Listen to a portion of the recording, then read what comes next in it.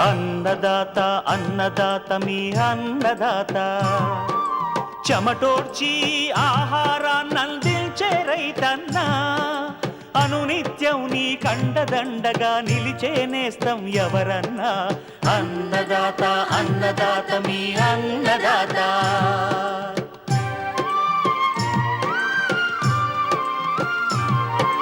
నూతన రీతుల సాగుబడికి నూరింతలు పెరిగే దిగుబడికి సూచనలిచ్చే సస్య రక్షణకు పశు పోషణకి శాస్త్ర విజ్ఞానం అందించి ముందుకు నడిపే తెలుగు రైతు భారతదేశానికి మకుటం అయ్యేలా తీర్చిదిద్దే ఆశయంతో మిమ్ము మేలు కొలిపేది అన్నదాత అన్నదాత అన్నదాత మీ అన్నదాత అన్నదాత అన్నదాత మీ అన్నదాత. అన్నదాత ప్రేక్షకులకు నమస్కారం. ఈనాటి ముఖ్యాంశాలు: వేసవి కాలంలో లోతు దుక్కులు ప్రయోజనాలు, ఉద్యాన పంటల్లో ఏప్రిల్ మాసంలో చేపట్టాల్సిన చర్యలు, గ్లాడియోలస్ విత్తన దుంపల సేకరణ నిల్వలో జాగ్రత్తలు, ఇంకా జై కిసాన్ వ్యవసాయ సమాచారం.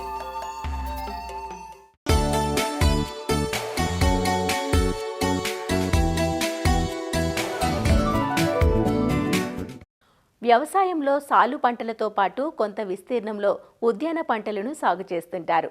అసలే వేసవి కాలం. ఈ సమయంలో అధిక డిమాండ్ ఉండే మామిడి, అరటి, ద్రాక్ష, సపోటా, బొప్పాయి వంటి పంటల్లోనూ, అలానే ప్రధాన కూరగాయ పంటలైన టొమాటో, వంగ, తీగజాతి పంటల్లో ప్రస్తుత ఏప్రిల్ మాసంలో చేపట్టాల్సిన యాజమాన్య చర్యల గురించి తెలియజేస్తున్నారు అశ్వారావుపేట వ్యవసాయ కళాశాల ఉద్యాన విభాగం professor doctor IV Srinivasa Reddy. April మాసంలో ఉద్యానవన పంటల్లో ముందుగా మామిడి విషయానికి వచ్చినట్లయితే గత మాసంలో కురిసిన అకాల అధిక వర్షాల వల్ల ఆకుల మీద అదేవిధంగా కాయల మీద గోధుమ రంగు మచ్చలు ఏర్పడే అవకాశం ఉంటుంది. ఈ మచ్చ తెగుళ్ళ నివారణ కోసం మ్యాంకోజెబ్ మందు 2.5 గ్రాములు లీటర్ నీటికి చొప్పున కలిపి పిచికారీ చేయటం ద్వారా నివారించుకోవచ్చు. అదేవిధంగా కొన్ని తోటల్లో ఎక్కువగా పిండి నల్లి కనిపిస్తూ ఉంది. ఈ పిండి నల్లి నివారణకు ప్రొఫెనోఫాస్ అనే మందు 2 మిల్లీలీటర్లు లేదా బుప్రోఫెజిన్ అనే మందు 1 మిల్లీలీటరు లీటర్ నీటికి చొప్పున కలిపి పిచికారీ చేసుకోవడం ద్వారా నివారించుకోవచ్చు. అదేవిధంగా బ్యాక్టీరియా కాయ మచ్చ తెగులు కూడా అక్కడక్కడ వస్తుంది. ఈ తెగులు వస్తే కాయ మీద చిన్న పగుళ్ళు ఏర్పడి అక్కడి నుంచి జిగురు లాంటి పదార్థం స్రవిస్తూ ఉంటుంది. దీని నివారణకు 10 లీటర్ల నీటికి 30 గ్రాముల కాపర్ ఆక్సిక్లోరైడ్ మరియు 1 గ్రాము ప్లాంటోమైసిన్ను కలిపి పిచికారీ చేసుకోవడం ద్వారా ఈ యొక్క బ్యాక్టీరియా నల్ల మచ్చ తెగులను మామిడిలో నివారించుకోవచ్చు. అదేవిధంగా జామ విషయానికి వచ్చినట్లయితే లేత ఆకుల మీద కాయల మీద ఎర్రటి మచ్చలు ఏర్పడి కుళ్ళు మచ్చలుగా మారే అవకాశం ఉంటుంది. మచ్చలు కనిపించిన వెంటనే కాపర్ ఆక్సిక్లోరైడ్ 3 గ్రాములు లీటర్ నీటికి చొప్పున కలిపి పిచికారీ చేసుకోవాలి. ఎక్కడైతే చలికాలం పంట అంటే మృగబహార్ కోసం వదలాలనుకుంటారో అక్కడ నీటి టళ్ళు ఆపివేసి ఈ మాసంలో ఆకులు రాలిపోయేటట్లు చూసుకోవాలి. అదేవిధంగా అరటి విషయానికి వచ్చినట్లయితే ఎండ ఉధృతి పెరుగుతుంది కాబట్టి ప్రతి 3-4 రోజులకు తప్పనిసరిగా ఒక తడి ఇచ్చేటట్లు చూసుకోవాలి. అదేవిధంగా గెల, తొండము రెండింటినీ ఎండబారి నుంచి కాపాడడం కోసం పోటు ఆకుని ఆ గెల మొత్తాన్ని కప్పే విధంగా అమర్చుకోవాలి. అదేవిధంగా గెలల పెరుగుదల కోసం ఆఖరి హస్తం విచ్చుకున్న తర్వాత 5 గ్రాములు మ్యూరేట్ ఆఫ్ పొటాష్, 5 గ్రాములు సల్ఫేట్ ఆఫ్ పొటాష్ లీటర్ నీటికి చొప్పున కలుపుకొని జిగురుతో కలిపి 4 వారాలు వరుసగా పిచికారీ చేసుకోవడం ద్వారా అరటిలో అధిక దిగుబడులు పొందవచ్చు. అదేవిధంగా బత్తాయి, నిమ్మ విషయానికి వచ్చినట్లయితే ముఖ్యంగా ఆకు నల్లి ఆశించి ఆకుల మీద కాయ మీద తెల్లటి మచ్చలు ఏర్పడేటట్లు చేస్తుంది. అదేవిధంగా కాయ మీద మంగు నల్లి కూడా ఆశించి మంగు మచ్చలు ఏర్పడి కాయ నలుపుగా మారే అవకాశం ఉంది. దీని నివారణకు ప్రొపాగైట్ అనే మందు 2 మిల్లీలీటర్లు లేదా స్పైరోమెస్ఫిన్ అనే మందు 1 మిల్లీలీటర్ లీటర్ నీటికి చొప్పున కలిపి వారం వ్యవధితో 2 సార్లు పిచికారీ చేసుకున్నట్లయితే ఈ యొక్క మంగు నివారించుకోవచ్చు. ఇంకా బొప్పాయి విషయానికి వచ్చినట్లయితే బొప్పాయిలో ఎండ ఉధృతి పెరుగుతుంది కాబట్టి ప్రతి చెట్టుకు 20 నుంచి 25 లీటర్ల నీరు అందే విధంగా డ్రిప్పర్లను అమర్చుకోవాలి.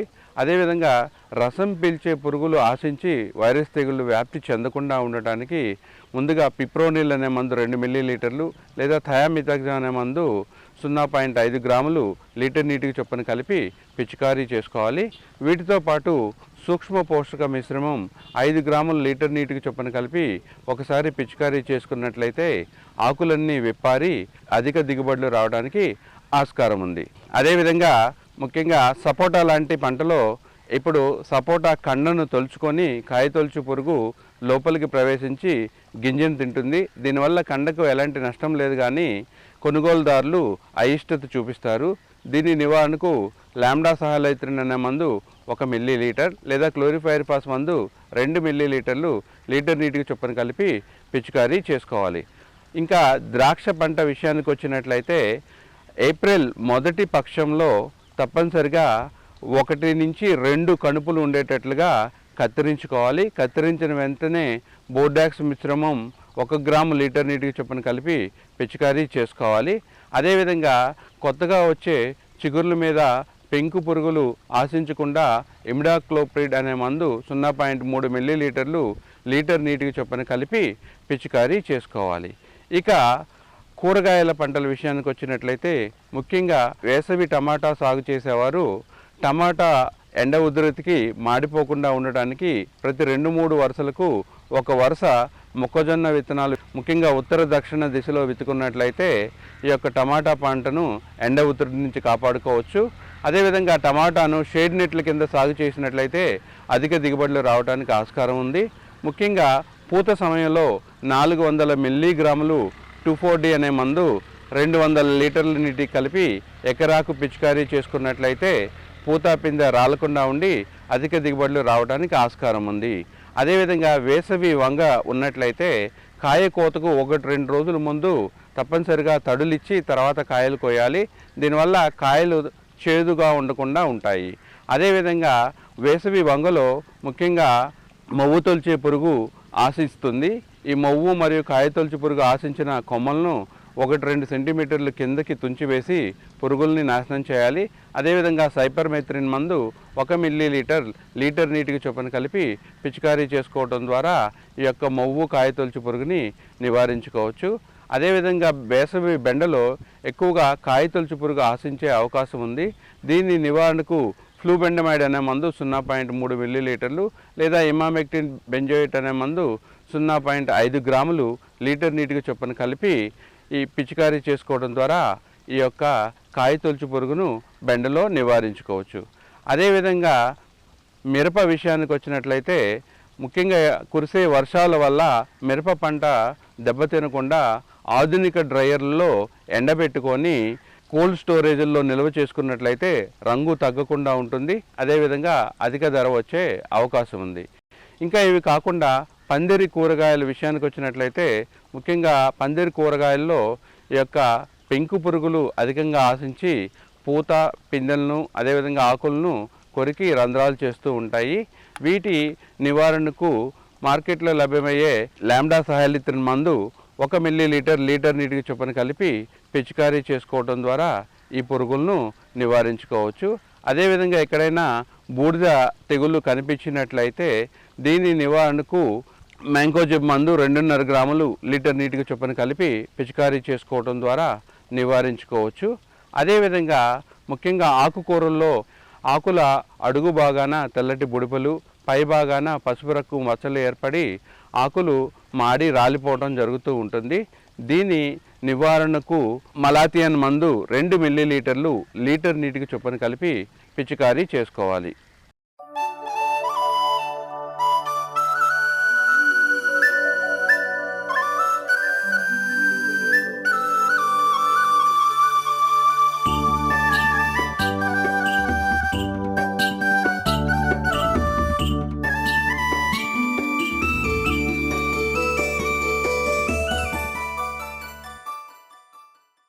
సాధారణంగా రైతులు రబీ పంట కోతలు పూర్తయిన తర్వాత మళ్లీ వర్షాకాలం వరకు భూమిని దున్నకుండా వదిలేస్తుంటారు. ఇలా వదిలేయటం వల్ల కలుపు మొక్కలు పెరిగి భూమిలోని నీటిని, ఇతర పోషకాలను గ్రహించి భూమిలో సత్తువు లేకుండా చేసి నిర్వీర్యం చేస్తాయి. దీనివల్ల భూసారం తగ్గిపోవడమే కాకుండా భూమి లోపలి పొరల నుంచి నీరు ఆవిరైపోతుంది. వేసవిలో అడపాదడపా పడే వర్షాలను ఉపయోగించుకొని లోతు దుక్కులు చేసుకున్నట్లయితే ఎన్నో ఉపయోగాలున్నాయి. భూమిని 1 అడుగు లోతు వరకు దున్నటం వల్ల లోపలి పొరల్లో నిద్రావస్థల్లో ఉండే క్రిమికీటకాలు బయటపడి ఎండవేడికి చనిపోవడమే కాదు, భూములు గుల్లబారి తేమను పట్టి ఉంచే శక్తిని పెంచుకుంటాయి. వేసవిలో లోతు దుక్కులు ఎప్పుడు ఎలా చేయాలి, లోతు దుక్కుల వల్ల వనగూరే ప్రయోజనాలేంటో ఆచార్య ఎన్జీ రంగా వ్యవసాయ విశ్వవిద్యాలయం నంద్యాల ప్రాంతీయ వ్యవసాయ పరిశోధనా స్థానం ప్రధాన శాస్త్రవేత్త డాక్టర్ కె అశోక్ కుమార్ నుంచి తెలుసుకుందాం. ప్రస్తుతం మన రాష్ట్రంలో అనేక ప్రాంతాల్లో కూడా రబీ, ఆరుతడి పంటలన్నీ కూడా పంట కోతలైపోయి నేలను ఖాళీగా ఉంచడం జరుగుతుంది. మళ్ళీ తొలకరి వర్షాలు కురిసిన తర్వాత పంట వేసే వరకు కూడా ఈ పొలాలను ఖాళీగా పెట్టడం జరుగుతుంది. ఇలా పెట్టకుండా రైతు సోదరులు పంటను దిగుబడులు పెంచడానికి, అదేవిధంగా ఈ నేల ఆరోగ్యాన్ని సంరక్షించడానికి కూడా వేసవి దుక్కులు అనేవి చేపట్టినట్లయితే ఆ నేల ఆరోగ్యాన్నే కాకుండా తర్వాత పంటలో మనము ఈ సస్యరక్షణకు చేపట్టేటువంటి ఖర్చును తగ్గించుకోవచ్చు. వేసవి దుక్కులు అంటే వేసవి కాలంలో, అంటే ప్రధానంగా ఏప్రిల్, మే నెలల్లో లోతుగా దుక్కి చేసుకున్నట్లయితే వాటిని మనము వేసవి దుక్కులు అంటాము. ఈ వేసవి దుక్కులు అనేది రెక్క నాగలితో కానీ, తర్వాత ఇంకే ఇతర ట్రాక్టర్ ఇంప్లిమెంట్తో కానీ దాదాపు 30 నుంచి 40 సెంటీమీటర్ల లోతు దున్నినట్లయితే దీనివల్ల ఏమవుతుందంటే కలుపు సమస్య అనేది తగ్గుతుంది. రెండవది, ప్రస్తుతము వాతావరణ మార్పు పరిస్థితులలో అకాల వర్షాలు అనేవి ఎక్కువ రావడం జరుగుతుంది. మనకు ఎప్పుడైతే మనం ఈ లోదుక్కులు చేసుకున్నామో దీనివలన అకాల వర్షాలప్పుడు ఎక్కువ మనకు వర్షం వచ్చినప్పటికీ కూడా ఈ నేల కోతకు లేకుండా ఎక్కువ నీరు భూమిలోకి ఇంకి తద్వారా భూగర్భ జలాలు పెరిగేటువంటి అవకాశం ఉంది. అన్నిటికీ మించి వేసవి దుక్కులు చేపట్టడం వల్ల ఏమవుతుందంటే లోపల ఉన్నటువంటి ఏవైతే ఈ పురుగులు అవి లార్వా ప్యూపా దశల్లో ఉంటాయి, ఇవన్నీ కూడా బయటపడి అధిక గాలి ఉష్ణోగ్రత ఉన్నప్పుడు ఈ నేల ఉష్ణోగ్రత ఇంకా ఎక్కువయ్యి దీని ద్వారా ఇవన్నీ నశించి తద్వారా వాటి యొక్క సంఖ్య అనేది తగ్గిపోతుంది. ఇంకా ఈ వేసవి దుక్కులు చేయడం వల్ల కలుపు సమస్యను ప్రధానంగా నివారించుకోవచ్చు.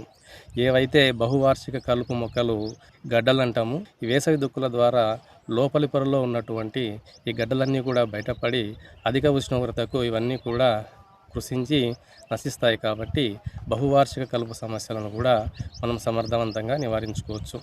అదే కాకుండా వేసవి దుక్కుల వలన నల్లరేగడి నేలల్లో అయితే మురుగునీటి వ్యవస్థను కూడా మంచిగా పెంపొందించి తద్వారా ఏదైతే మనకు అధిక పోషకాలు ఉన్నటువంటి నేల పై పొరలు కోతకు గురవుతుంటాయో వాటిని మనము సమర్థవంతంగా నివారించవచ్చు. కాబట్టి రైతు సోదరులు వేసవి దుక్కుల ప్రాముఖ్యతను గుర్తించి తగు సమయంలో, అంటే నేలలో తగు తేమ ఉన్నప్పుడు వేసవి దుక్కులను 30 నుంచి 40 సెంటీమీటర్ల వరకు వాలుకు అడ్డంగా చేపట్టినట్లయితే నేల ఆరోగ్యాన్ని కూడా సంరక్షించడమే కాకుండా తర్వాత వేసేటువంటి పంటలో ఈ అధిక ఖర్చును తగ్గించుకోవడానికి సులభతరమైనటువంటి మార్గం.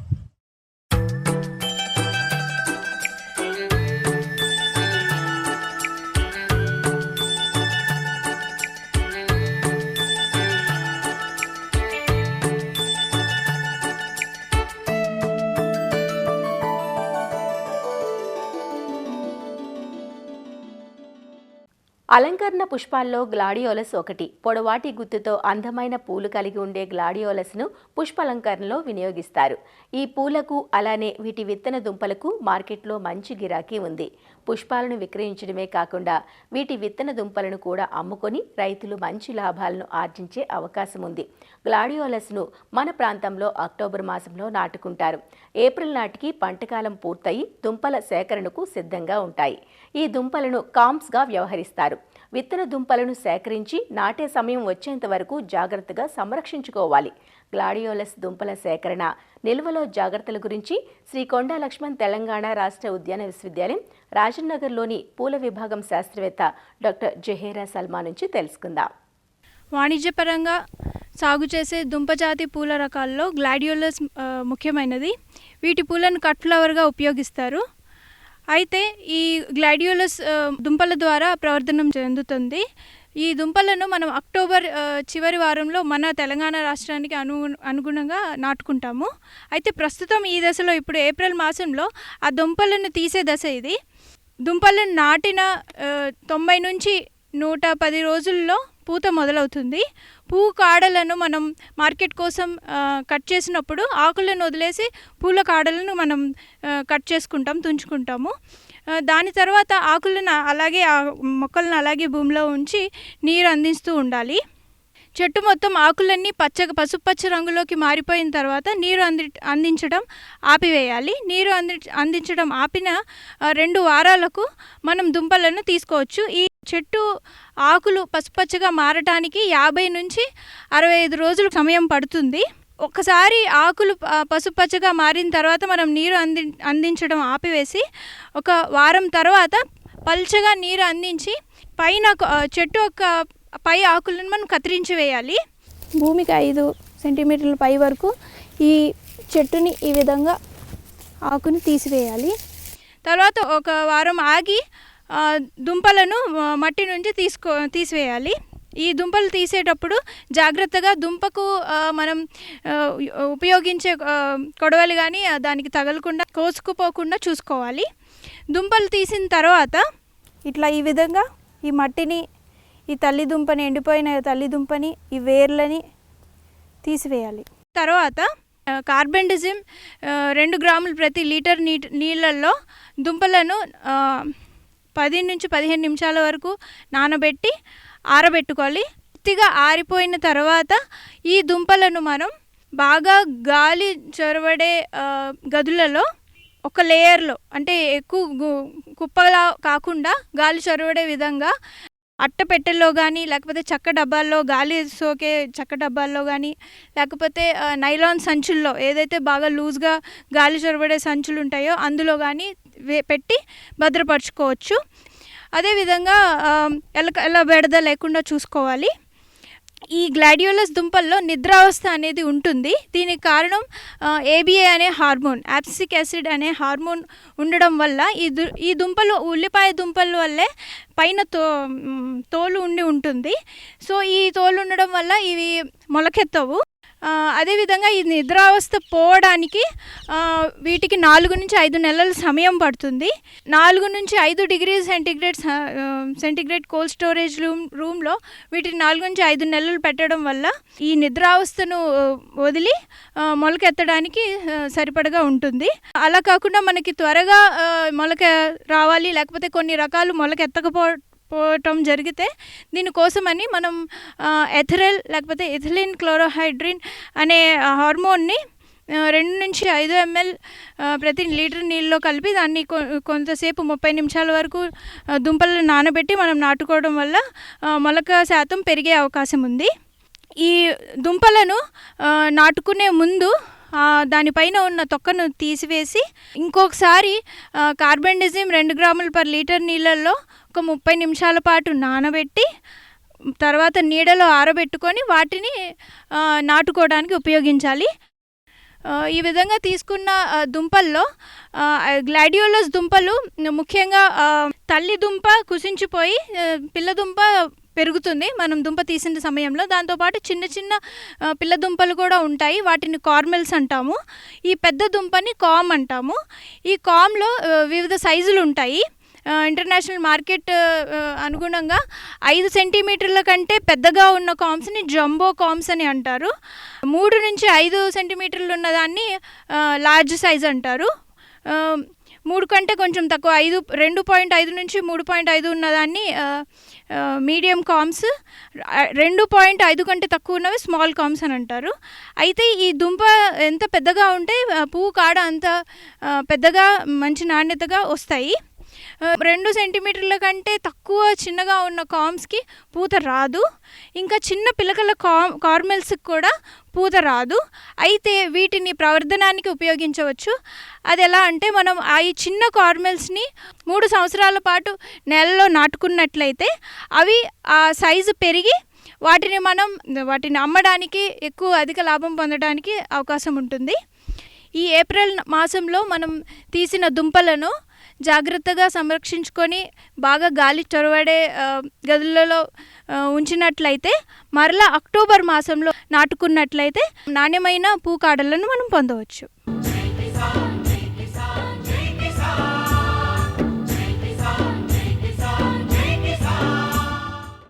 వ్యవసాయ సమాచారం ఇప్పుడు జై కిసాన్లో చూద్దాం. ఆదిలాబాద్ వ్యవసాయ మార్కెట్లో శనగ కొనుగోళ్లు ఊపందుకున్నాయి. చుట్టుపక్కల నుంచి రైతులు తమ పంటను విక్రయానికి తీసుకొస్తున్నారు. అయితే కొనుగోళ్లలో మార్క్ఫెడ్ పరిమితులు రైతులను ఆందోళనకు గురిచేస్తున్నాయి. ఎకరాకు 7.13 క్వింటాళ్లు మాత్రమే కొంటామనడంతో మిగతా పంటను ఎక్కడ అమ్ముకోవాలంటూ రైతులు ప్రశ్నిస్తున్నారు. ఉమ్మడి ఆదిలాబాద్ జిల్లాలో ఈ ఏడాది రబీలో 96,254 ఎకరాల్లో శనగ పంట సాగైంది. ఎకరాకు 7.13 క్వింటాళ్ల చొప్పున మొత్తం 6,86,290 క్వింటాళ్ల దిగుబడి వస్తుందని వ్యవసాయ శాఖ అంచనా వేసింది. అయితే కేంద్ర ప్రభుత్వ సంస్థ నాఫెడ్ కేవలం 1,54,650 క్వింటాళ్లనే ఉమ్మడి జిల్లా వ్యాప్తంగా కొనుగోలు చేయాలని లక్ష్యంగా నిర్ణయించింది. అంటే మరో 5,31,000 క్వింటాళ్లను కొనుగోలు చేయదు. ప్రైవేటులో విక్రయించుకోక తప్పని పరిస్థితి ఎదురవుతోందంటూ రైతులు ఆందోళన చెందుతున్నారు. కేంద్రం క్వింటాకు 5,875 చొప్పున ధర నిర్ణయిస్తే ప్రైవేట్లో 5,000 లోపే పలుకుతోంది. అంతేకాక సరుకు రవాణా, హమాలీ, బస్తాలు నింపే ఖర్చులన్నింటినీ రైతులే భరించాల్సి వస్తోంది. ప్రైవేట్లో విక్రయిస్తే సగటున క్వింటాకు 850 నుంచి 1,000 వరకు నష్టపోవాల్సి వస్తోందంటూ రైతులు వాపోతున్నారు. నేను 9 ఎకరాలలో శనగ పంట సాగు చేసినాను. అయితే దగ్గర 9 ఎకరాలలో నాకు 80 క్వింటాళ్ళు 80 నుంచి 85 క్వింటాళ్ళ శనగలని దిగుబడి వచ్చింది. అయితే ఈ గవర్నమెంట్ ఏంటంటే ఎకరానికి 7 క్వింటాలు తీసుకోవాలని, 7 క్వింటాలతోని అది 9 ఎకరాలలో మాకు ఒక 60 క్వింటాలు 60 చిల్లర వెళ్ళిపోతున్నాయి. ఇంకా మిగతా 20 నుంచి 22 క్వింటాలు అలానే ఉన్నాయి. ఇప్పుడు ప్రైవేట్లో అమ్ముకుందామంటే ప్రైవేట్లో 5,000 కూడా ధర తలుగులేదు క్వింటాలకు. కనీసం ఈ మద్దతు ధర అన్న తలుగుతుందంటే ఇది పూర్తిగా కుంటాల్ వెనుక ఒక దగ్గర 700-800-1,000 రూపాయల వరకు లాస్ వస్తున్నది. 20 నుంచి 25 క్వింటాల శనగలు అట్లనే మిగిలిపోయినాయి. ఈ సంవత్సరం శనగలు 12 క్వింటాలు పడ్డాయి సార్. వీళ్ళు గవర్నమెంట్ ఏమో 7 క్వింటాలు అంటున్నది. మిగతా 4-5 క్వింటాలు ఎక్కడ తీసుకెళ్లాలో అర్థం కావడం లేదు. తీరా మార్కెట్కి వస్తే మార్కెట్ వ్యవస్థ ఎట్లున్నాయంటే నేనే 2 రోజుల పంటున్నా, ఇక్కడనే ఉంటున్నా.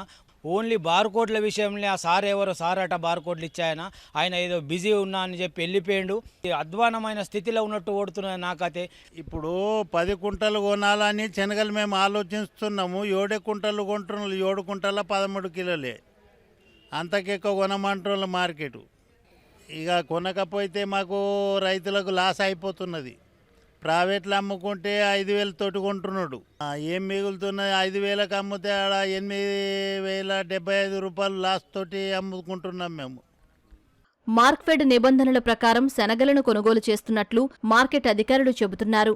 పరిమితి పెంపుపై ఇప్పటికే రైతులు అధికారుల దృష్టికి తీసుకువెళ్లారని, అనుమతులు వస్తే సేకరించేందుకు సిద్ధంగా ఉన్నామంటూ వివరిస్తున్నారు.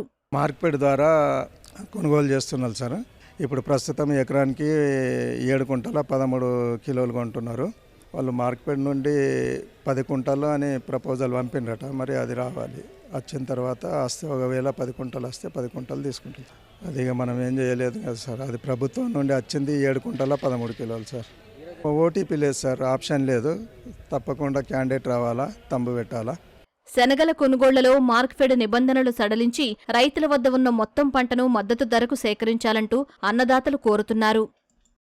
మరిన్ని విభిన్న అంశాలతో రేపటి అన్నదాతలో మళ్ళీ కలుసుకుందాం. నమస్కారం.